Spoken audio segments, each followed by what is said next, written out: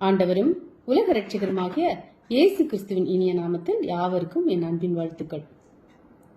தேவா நான் ஏதினால் விசேஷித்தவன், ராஜா நான் அதை தினம் யோசிப்பவன். தேவா நான் ஏதினால் விசேஷித்தவன், ராஜா நான் அதை தினம் யோசிப்பவன். எதினா இது எதினா நீர் என்னோடு வருவதினா, எதினா இது எதினா நீர் என்னோடு வருவதினா. மேக ஸ்தம்பம் மேலிருந்து பாதுகாக்குது, பாதை காட்ட பகலெல்லாம் கூட செல்லுது. மேக ஸ்தம்பம் மேலிருந்து பாதுகாக்குது, பாதை காட்ட பகலெல்லாம் கூட செல்லுது. அன்பான தேவன் என்னோடு வருவார், அது போதும் என் வாழ்விலே. அன்பான தேவன் என்னோடு வருவார், அது போதும் என் வாழ்விலே. தேவா நான் எதினால் விசேஷித்தவன், ராஜா நான் அதை தினம் யோசிப்பவன். தேவா நான் எதினால் விசேஷித்தவன், ராஜா நான் அதை தினம் யோசிப்பவன். எதினா இது எதினா நீர் என்னோடு வருவதினா, எதினா இது எதினா நீர் என்னோடு வருவதினா. தாகம் கொண்ட தேவ ஜனம் வானம் பார்க்குது, அவள் கொண்ட கண்மலையும் கூட செல்லுது.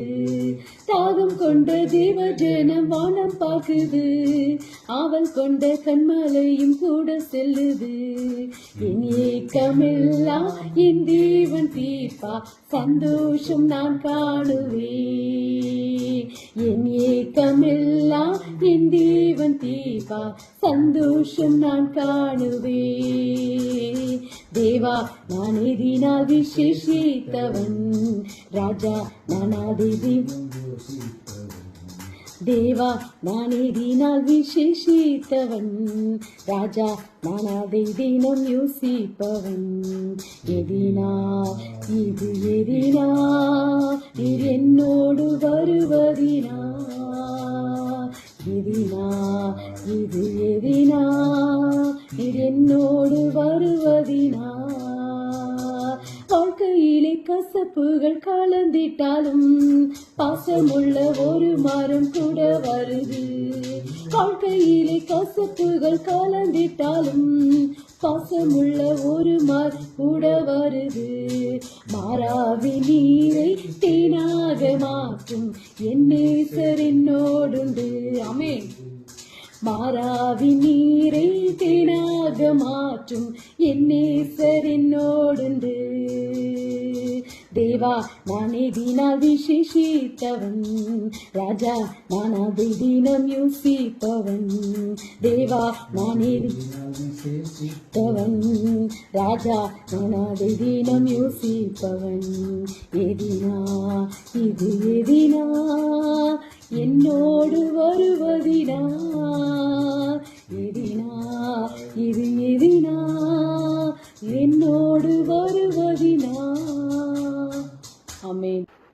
உம்மை உறுதியாய் பற்றி கொண்ட மனதுடையவன் உம்மையே நம்பி இருக்கிறபடியா நீர் அவனை பூரண சமாதானத்துடன் காத்துக்கொள்வீர். ஏசாயா 26:3. சமாதானத்தை தர வல்லமை உள்ளவர் ஒருவரே, அவர்தான் சமாதான பிரபுவாகிய நம்முடைய கர்த்தராகிய இயேசு கிறிஸ்து. என்னுடைய சமாதானத்தையே உங்களுக்கு கொடுக்கிறேன், உலகம் கொடுக்கிற பிரகாரம் நான் உங்களுக்கு கொடுக்கிறதில்லை. உங்கள் இருதயம் கலங்காமலும் பயப்படாமலும் இருப்பதாக. யோவான் 14:27. உலகத்தில் எங்கு பார்த்தாலும் சமாதானம் இல்லை. வியாதிகள், வறுமைகள், கொலைகள், கொள்ளைகள் யாவையும் பார்க்கும் போது மனிதர்களாகிய நமக்கு சமாதானம் இல்லை. என்றைக்கு எப்பொழுது யாருக்கு எது நடக்கும் என்ற கேள்விக்குறியோடு மனுகுலம் வாழ்கிறது. இவைகள் எல்லாவற்றிலும் சமாதானத்தை கொடுக்கும் தேவன் நமக்கு உண்டு. எந்த சூழ்நிலையிலும் கர்த்தராகிய இயேசு கிறிஸ்துவை ஏற்றுக்கொண்டு அவரை உறுதியாய் பற்றி கொண்டவர்கள் பூரண சமாதானத்துடன் வாழ முடியும். அருமையான தேவனுடைய பிள்ளைகளே, மகனே, மகளே, உனக்கு சமாதானம் இல்லையா? வாழ்க்கையில் கைவிடப்பட்டவளாக கலங்குகிறாயா? பிள்ளைகள் உன்னை கைவிட்டு விட்டனரா? பள்ளி பாடங்களை படிக்கும் போது சரியாக படிக்க முடியவில்லையே என கலங்குகிறாயா? வீட்டுக்கு போனாலும் நிம்மதியில்லை, வேலையிலும் நிம்மதியில்லை, பிள்ளைகளின் வியாதி, வியாபாரத்தில் தோல்வி, எவ்வளவோ ஆண்டு ஆகியும் குழந்தை செல்வம் இல்லை என்று ஏங்குகிறாய் அல்லவா? இதன் நிமித்தம் உனக்குள் ஒரு கலக்கம் ஏற்படுகிறது அல்லவா? அந்த கலக்கங்களை மாற்றி இயேசு கிறிஸ்து உனக்கு சமாதானத்தை தருவார். உனக்கு சமாதானத்தை தருவதற்காகவே கல்வாரி சிலுவையில் தன்னுடைய விலையேற பெற்ற இரத்தத்தை சிந்தினார். இன்று மகனே, மகளே, நான் உன்னை நேசிக்கிறேன்.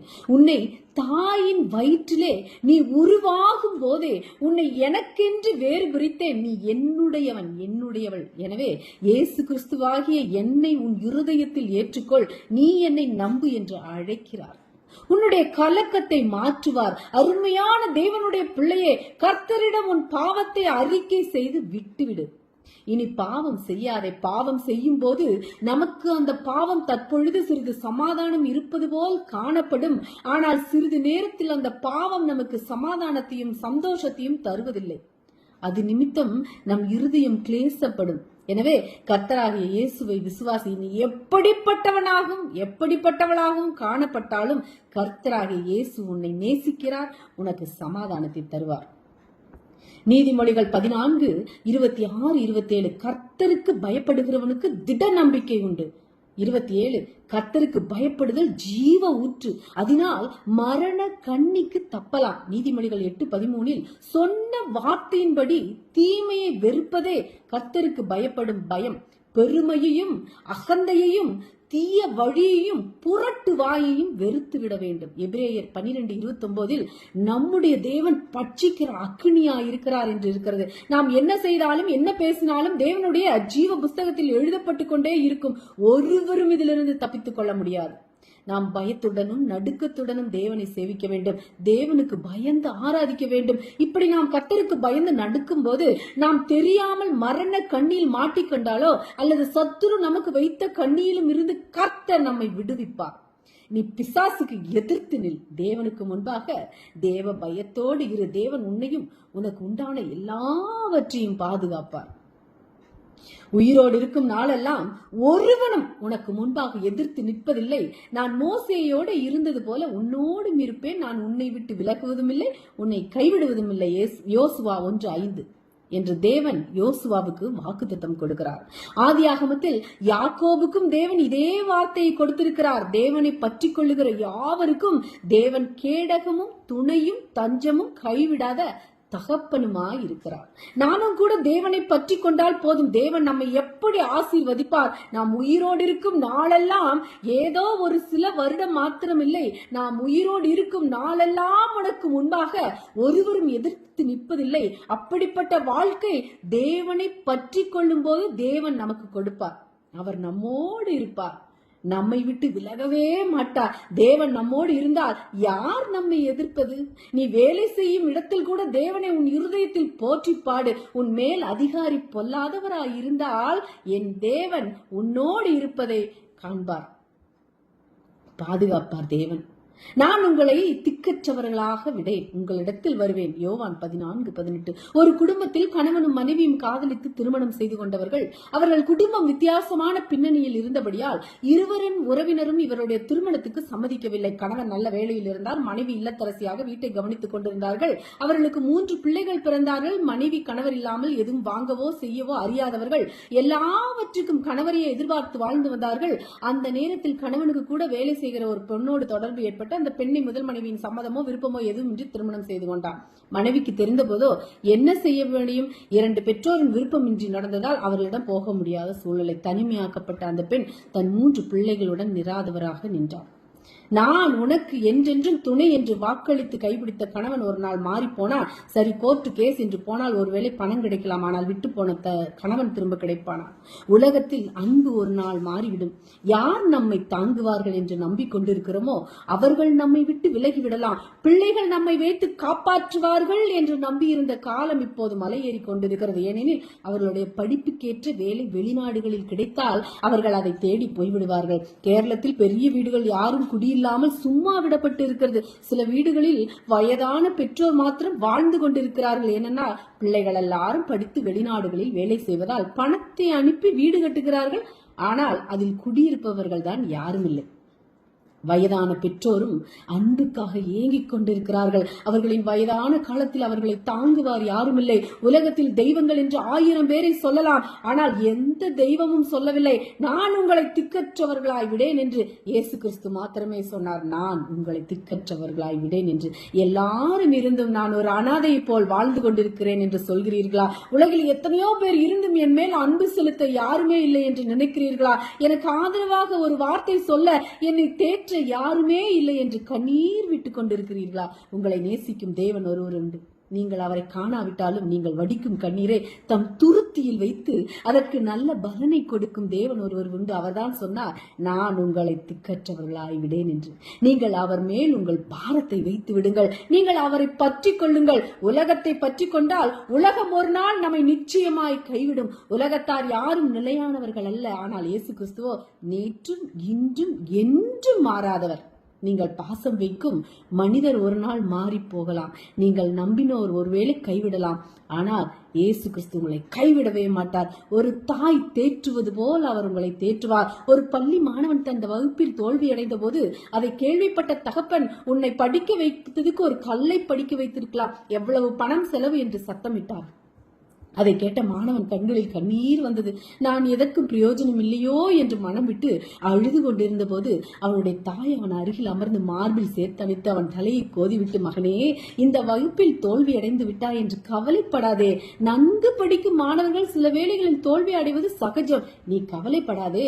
அடுத்த முறை உன் அப்பா வியக்கும் வண்ணம் நீ மார்க் எடுத்து பாஸ் செய்ய வேண்டும் என்று அன்போடு கூறிய போது அந்த மாணவன் தன் கண்ணீரை துடைத்து இனிமேல் நன்கு படிப்பேன் என்று மனதில் உறுதியெடுத்தார். நீங்களும் உங்கள் வாழ்க்கையில் தோல்வி அடைந்து விட்டேன் என்று மனம் வருந்தி கொண்டிருக்கிறீர்களா? இயேசு உங்கள் பக்கத்தில் அமர்ந்து உங்கள் கண்ணீரை துடைத்து, மகனே, மகளே, தோற்றுவிட்டேன் என்று வருத்தப்படாதே, திரும்ப எழுந்து நில். ஆனால் திரும்ப இந்த பாவத்தில் விழுந்து பாவம் செய்யாதே என்று ஒரு தாயை போல ஆற்றி தேற்றி அரவணைப்பார். இதோ உலகத்தின் முடிவு பரியந்தம் சகல நாட்களிலும் நான் உங்களோடு கூட இருக்கிறேன் என்றவர் நம்மோடு கூட என்றென்றும் இருப்பார். நீங்கள் அனாதை இல்லை. நீங்கள் மற்றவர்களால் புறக்கணிக்கப்பட்டிருக்க, ஆனால் இயேசு கிறிஸ்து உங்களை திக்கற்றவர்களாக விடவே மாட்டார்.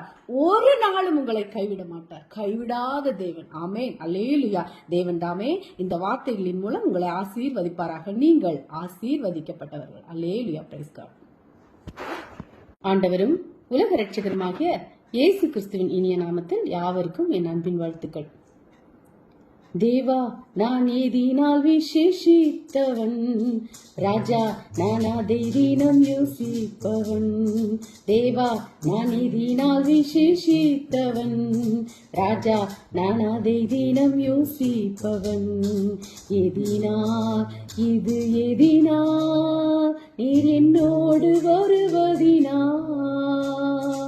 எதினா இது எதினா நீர் என்னோடு வருவதினா. மேக ஸ்தம்பம் மேலிருந்து பாதுகாக்குது, பாதை காட்ட பகலெல்லாம் கூட செல்லுது. மேக ஸ்தம்பம் மேலிருந்து பாதுகாக்குது, பாதை காட்ட பகலெல்லாம் கூட செல்லுது. அன்பான தேவன் என்னோடு வருவார், அது போதும் என் வாழ்விலே.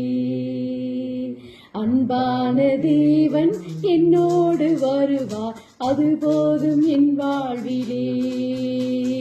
தேவா, நான் எதினால் விசேஷித்தவன், ராஜா நான் அதை தினம் யோசிப்பவன். தேவா, நான் எதினால் விசேஷித்தவன், ராஜா நான் அதை தினம் யோசிப்பவன். எதினா இது எதினா நீர் என்னோடு வருவதினா, எதினா இது எதினா நீர் என்னோடு வருவதினா. தாகம் கொண்ட தேவ ஜனம் வானம் பாக்குது, ஆவல் கொண்ட கண்மலையும் கூட செல்லுது.